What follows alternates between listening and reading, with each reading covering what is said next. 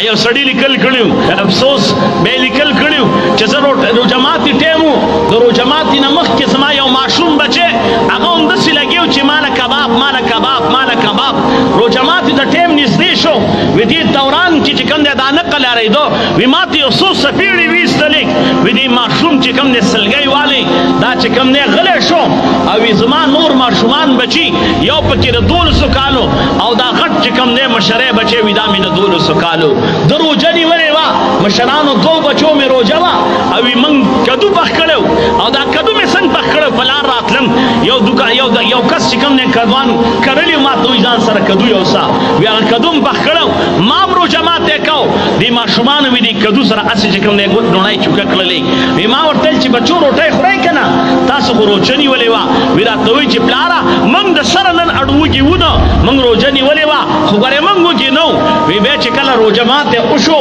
ما دا خپل ماشوم بچي ته آواز وکړو چې بچیا راشه وی ده رامنډه کړله هغه څپېړې تېرې هغه سلګۍ ایرې زما په غېږ کې ما ته وایي ما ورته وویل چې بچیا وی راته وایي چې بابا زه کباب نه غواړم او دا کباب پې ولې غوښتم زما په چم کې یو ګاونډي و هغه ګاونډي چې کوم دی کباب پخول د هغه بوی زمونږ کور ته راته نو ما چې کوم دی بچي ته ویل مې ویل چې بچیا زه به تاله یو ورځ ډېر کباب راوړم وی راته وایي چې پلاره کباب اوس خو زما نه لګي کباب مې خوښ نه دي کباب مې بدې شي وی کباب چې کوم دی بوی م څښا کوي او کباب خلکو له ژبه م سیزي وی ما چې د دې ماشوم دا خبره واورېدله زما په زړه کې یو انقلاب رالی زړه مې ودردېده چې خدایه اوس خو دې ماشوم کباب پسې جړل دې ماشوم کباب غوښتل او اوس چې کوم دی دا ماشوم چې کوم دی ما ته وایي چې زما خو چې کوم دی کباب نه دي خوښ وی ما مې هغه مشر زوی ته آواز وکړو چې ته راشه تا ولې خوراک نه کوو ولې خفه وي وی راته وایي چې تا کله دا ماشوم و